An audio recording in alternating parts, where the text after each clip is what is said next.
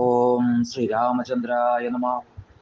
എല്ലാ സജ്ജനങ്ങൾക്കും വിനീതമായ നമസ്കാരം. ഇന്ന് ശ്രീമദ് വാൽമീകി രാമായണം ഉത്തരകാണ്ഡം 10ാമത്തെ സർഗമാണ് വ്യാഖ്യാനിക്കുന്നത്.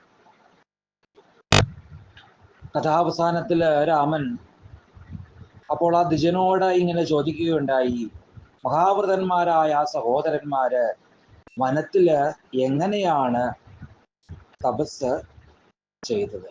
എങ്ങനെയുള്ള തപസ്സാണ് ചെയ്തത്? അഗസ്ത്യസ്തമബ്രവീത് തത്ര രാമൻ സുപ്രീതമാനസം.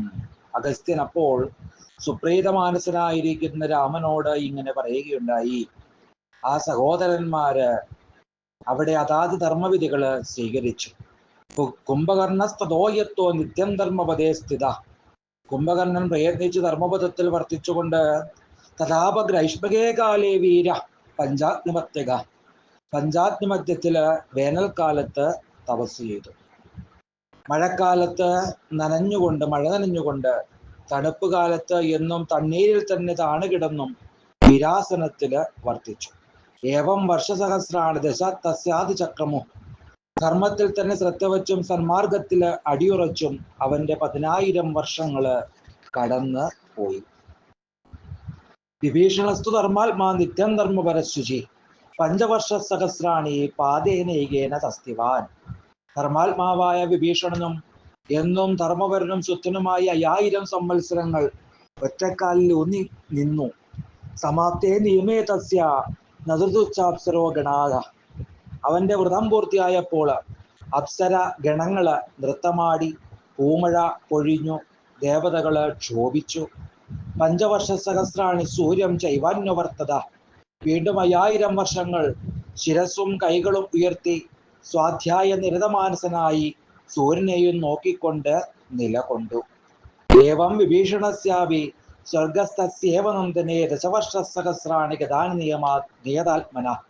നിയതാത്മാവായ വിഭീഷണന് ഇങ്ങനെ 10,000 ആണ്ടുകൾ സ്വർഗത്തില് നന്ദനത്തില് എന്നതുപോലെ കഴിഞ്ഞുപോയി. ദശവർഷ സഹസ്രാണി നിരാഹാരോ ദശാനന. ആ ദശമുഖനും 10,000 വർഷം ആഹാരമില്ലാതെ നിന്നു. 1000 വർഷമെത്തുമ്പോൾ ഓരോ തലവീതം തീയില് ഹോമിച്ചു. ഏവം വർഷസഹസ്രാണി നവതസ്യാദി ചക്രമോ. അങ്ങനെ അവന് 9,000 വർഷങ്ങൾ കഴിഞ്ഞുപോയി. അവന്റെ 9 തലകളും അഗ്നിയില് ആഹൂതി ചെയ്യപ്പെട്ടു. അത വർഷസഹസ്രേതു ദശമം ശിര. പിന്നെ 10,000 വർഷങ്ങൾ കഴിഞ്ഞപ്പോൾ 10ാമത്തെ തലയും വെട്ടാൻ ദശഗ്രീവൻ ഒരുങ്ങി. ആ സമയത്ത് പിതാമഹൻ അവിടെ പ്രത്യക്ഷപ്പെട്ടു. പിതാമഹസ്തു ധർമാത്മാ സാർത്ഥം ദേവൈരുപസ്ഥിത. ദേവന്മാരോടൊപ്പം പ്രത്യക്ഷനായിരിക്കുന്ന പിതാമഹൻ അരുളി ചെയ്യുകയുണ്ടായി, വത്സാ ദശഗ്രീവ, ഞാൻ നിന്നിൽ പ്രസാദിച്ചിരിക്കുന്നു. ശീഘ്രം വരേ ധർമ്മജ്ഞ വരോയസ്തി അഭികാംക്ഷിത. നിനക്ക് വേണ്ട വരം നീ വരിച്ചു കൊള്ളുക. നിന്റെ ആഗ്രഹം ഞാനിപ്പോൾ നിറവേറ്റാം. നിന്റെ പരിശ്രമം പാഴാവുകയില്ല. അപ്പോൾ ദശഗ്രീവൻ ആ ദേവനെ തലതാഴ്ത്തി വന്ദിച്ചുകൊണ്ട് ആനന്ദത്താൽ ഇടർന്ന ശബ്ദത്തില് ഇങ്ങനെ പറയുകയുണ്ടായി, ഭഗവാനെ, പ്രാണികൾക്ക് മരണത്തെക്കാൾ മറ്റൊന്നിനെയും ഭയമില്ല. മരണത്തെപ്പോലെ മറ്റൊരു ശത്രുവുമില്ല. ഞാൻ അമരത്വം ആഗ്രഹിക്കുന്നു. ഇത് കേട്ടപ്പോൾ ഏവമുക്തസ്തദാ ബ്രഹ്മ ദശഗ്രീവം വാചക. മറുപടിയായിക്കൊണ്ട് ബ്രഹ്മദേവൻ പറയുകയുണ്ടായി, സർവാമരത്വം നിനക്ക് നേടാനായിട്ട് സാധ്യമല്ല. മറ്റ് എന്തെങ്കിലും വരം നീ വരിച്ചു കൊള്ളുക. രാവണൻ അപ്പോൾ പറഞ്ഞു, അല്ലയോ പ്രജാധ്യക്ഷ, ദൈത്യദാനവ രാക്ഷസന്മാരും ദേവന്മാരും എന്നെ വധിക്കരുത്. സഹചിന്താമമാന്യേഷു പ്രാണിഷു അമരപൂജിത. ദേവവന്ധ്യ, മറ്റു പ്രാണികളെ കുറിച്ച് എനിക്ക് വിചാരമില്ല. മനുഷ്യാദികളായ ആ പ്രാണികളെല്ലാം തൃണതുല്യരാണ് എന്ന് ഞാൻ കരുതുന്നു. ദശഗ്രീവ രാക്ഷസൻ ഇങ്ങനെ അപേക്ഷിച്ചപ്പോൾ ധർമാത്മാവായ പിതാമഹൻ ദേവന്മാരോടൊപ്പം പറയുകയുണ്ടായി, രാക്ഷസപുങ്കവ, നീ പറഞ്ഞതുപോലെ സംഭവിക്കട്ടെ. പ്രിയതനായ എൻ്റെ മറ്റൊരു വാക്കുകൂടി നീ കേട്ടുകൊള്ളുക. നീ മുമ്പ് അഗ്നിയിൽ ഹോമിച്ച ശിരസ്സുകള് വീണ്ടും പണ്ടത്തെ പോലെ തന്നെ നിനക്ക് ഉണ്ടാകും. മറ്റുള്ളവർക്ക് ദുർലഭമായിരിക്കുന്ന വേറൊരു വരം കൂടി ഞാൻ നിനക്ക് നൽകുകയാണ് രാക്ഷസ. നിനക്ക് ആഗ്രഹിക്കുന്നത് പോലെ രൂപം മാറാനും കഴിയട്ടെ. സംശയമൊന്നും ഇതിൽ വേണ്ട. പിതാമഹൻ ഇപ്രകാരം അരുളി ചെയ്തു കഴിഞ്ഞപ്പോൾ ദശഗ്രീവ രാക്ഷസന്റെ തീയിൽ ഹോമിക്കപ്പെട്ട തലകളെല്ലാം വീണ്ടും പഴയതുപോലെ അവിടെ ഉണ്ടായി. ഏവമുക്വാതുതം രാമ ദശഗ്രീവം പിതാമഹ. അല്ലയോ രാമ, ദശഗ്രീവനോട് ഇങ്ങനെ പറഞ്ഞതിന് ശേഷം ആ ലോകപിതാമഹൻ വിഭീഷണനോട് ഇങ്ങനെ അരുളി ചെയ്തു: വിഭീഷണ വത്സ, നിന്റെ ധർമ്മസഹിതമായിരിക്കുന്ന ബുദ്ധിയിൽ ഞാൻ സന്തുഷ്ടനാണ്. നീയും വരം വാങ്ങിക്കൊള്ളുക. ചന്ദ്രൻ രശ്മികളാൽ എന്ന പോലെ സർവഗുണങ്ങളും ഇണങ്ങിയവനും ധർമ്മപരനുമായിരിക്കുന്ന വിഭീഷണൻ പ്രണമിച്ചുകൊണ്ട് ബ്രഹ്മദേവനെ നമസ്കരിച്ചുകൊണ്ട് പറയുകയുണ്ടായി: ലോകഗുരുവായ അങ്ങ് എന്നിൽ പ്രസാദിച്ചതുകൊണ്ട് ഞാൻ കൃതാർത്ഥനായി. അങ്ങ് വരമരുളുമെങ്കിൽ കേട്ടാലും. അത്യാപത്തിൽ അകപ്പെട്ടാലും എൻ്റെ ബുദ്ധി ധർമ്മത്തിൽ തന്നെ ഉറച്ചു നിൽക്കണം. പരിശീലിക്കാതെ തന്നെ എനിക്ക് ബ്രഹ്മാസ്ത്രവും സിദ്ധിക്കണം. എനിക്ക് ഏതേത് അവസ്ഥകളിൽ ഏതേത് ബുദ്ധി തോന്നുന്നുവോ അതെല്ലാം ധർമ്മിഷ്ഠമായിരിക്കണം. ആ ധർമ്മം ഞാൻ പാലിക്കണം. യേശമേ പരമോദാര വര പരമഗോന്മത. ഇതാണ് എനിക്ക് ഏറ്റവും ഉത്കൃഷ്ടവും അഭ്യുതവുമായിരിക്കുന്ന വരം. ധർമാസക്തന്മാർക്ക് ദുർലഭമായി ലോകത്തിൽ ഒന്നും തന്നെ ഇല്ല. പ്രജാപതി വീണ്ടും പ്രീതനായി വിഭീഷണനോട് പറയുകയുണ്ടായി: ഉണ്ണി, ധർമ്മിഷ്ഠനായ നിനക്ക് ആഗ്രഹിച്ചതുപോലെ എല്ലാം സംഭവിക്കട്ടെ. സുത്രനാസക രാക്ഷസനായി ജനിച്ചിട്ട് നിനക്ക് അധർമ്മ ബുദ്ധി ഉണ്ടാകുന്നില്ല. അതുകൊണ്ട് നിനക്ക് ഞാൻ അമരത്വവും ഇതാ നൽകുന്നു. കുംഭകർണായതു വരം പ്രയച്ഛന്ത അരിന്തമ.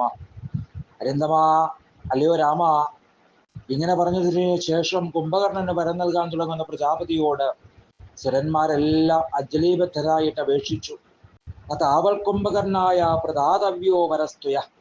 അങ്ങ് കുംഭകർണന് ഇതുപോലെ വരം നൽകരുതേ. ഈ ദുർബുദ്ധി ലോകങ്ങളെ വിറപ്പിക്കുന്നവനാണെന്ന് അങ്ങേക്കറിയില്ലേ? നന്ദനത്തിലെ 7 അപ്സരസുകളെയും ഇന്ദ്രന്റെ അനുചരന്മാരായ 10 പേരെയും മഹർഷിമാരെയും മനുഷ്യരെയും ഒക്കെ ഇവൻ തിന്നുകളഞ്ഞു. ഈ രാക്ഷസനെ വരമെന്ന വ്യാജത്താൽ മോഹിപ്പിക്കണം. എന്നാൽ ലോകങ്ങൾക്കെല്ലാം നന്മ വരും. ഇവർ സമ്മതമാവുകയും ചെയ്യും. ദേവന്മാർ ഇപ്രകാരം അപേക്ഷിച്ചപ്പോൾ ബ്രഹ്മദേവൻ ദേവിയെ സ്മരിച്ചു. സ്മരണമാത്രയിൽ സരസ്വതി ദേവി അദ്ദേഹത്തിന്റെ സന്നിധിയിലെത്തി. സമീപത്തെത്തിയ സരസ്വതി കൈകൂപ്പിക്കൊണ്ട് ചോദിച്ചു: ദേവാ, ഞാനിതാ വന്നിരിക്കുന്നു. എന്ത് കാര്യമാണ് ഞാൻ ചെയ്യേണ്ടത്? സമീപസ്ഥയായിരിക്കുന്ന സരസ്വതിയോട് ആ പ്രജാപതി പറയുകയുണ്ടായി: നീ രാക്ഷസേന്ദ്രനിൽ പ്രവേശിച്ച് ദേവതാവിഷ്ടമായിരിക്കുന്ന വാക്കായിട്ട് ഭവിച്ചാലും. അങ്ങനെ ആവാം എന്ന് പറഞ്ഞുകൊണ്ട് കുംഭകർണനിൽ പ്രവേശിച്ചു സരസ്വതി. അപ്പോൾ പ്രജാപതി കുംഭകർണനോട് പറയുകയുണ്ടായി: നീയും വരം വാങ്ങിക്കൊള്ളുക, ഇഷ്ടമുള്ളത്. ഇത് കേട്ട് കുംഭകർണൻ പറഞ്ഞു: ദേവാ, അല്ലയോ ദേവദേവ, അനേക വർഷങ്ങൾ ഉറങ്ങാനാണ് എനിക്ക് ആഗ്രഹം. അങ്ങനെയാകട്ടെ എന്ന് ബ്രഹ്മദേവൻ അരുളി ചെയ്തു. ദേവന്മാരോടൊപ്പം അദ്ദേഹം യാത്രയായി. സരസ്വതിയും രാക്ഷസനെ വിട്ട് അകന്നു. ബ്രഹ്മാവിനോട് ഒന്നിച്ചുകൊണ്ട് ദേവന്മാർ വാനിലേക്ക് പോയപ്പോൾ സരസ്വതിയും കൈവെടിഞ്ഞപ്പോൾ അവന് സ്വബുദ്ധി കൈവന്നു. ദുരാത്മാവായ കുംഭകർണൻ സങ്കടത്തോടെ ചിന്തിച്ചു: എന്തുകൊണ്ടാണ് ഇങ്ങനെയൊരു വാക്ക് എൻ്റെ വായിൽ നിന്ന് ഇവിടെ വീണുപോയത്?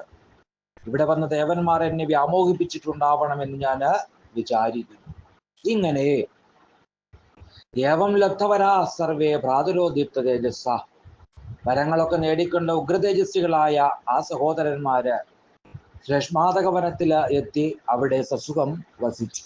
ഇങ്ങനെ രാവണനും സഹോദരന്മാർക്കും തപസ്സിലൂടെ പ്രത്യക്ഷനായ ബ്രഹ്മദേവനിൽ നിന്ന് വരങ്ങള് കൈവന്നതാണ് ഈ സർഗത്തില് പ്രതിപാദിച്ചത്.